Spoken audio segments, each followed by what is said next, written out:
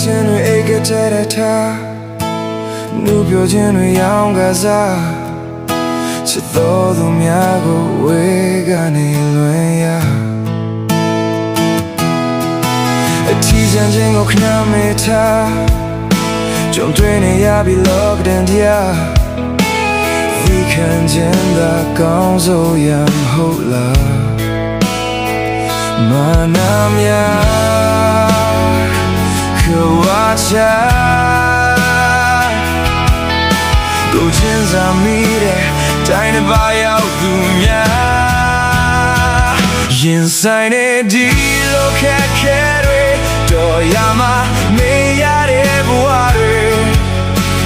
ညီထွားဖို့အတွက်ခွင့်ရမပေးနိုင်ဘူးလေကိုစီရဲ့ရင်မဆူတောင်းရင်အတူဆုံးမဲ့မိသားစုလေးစီ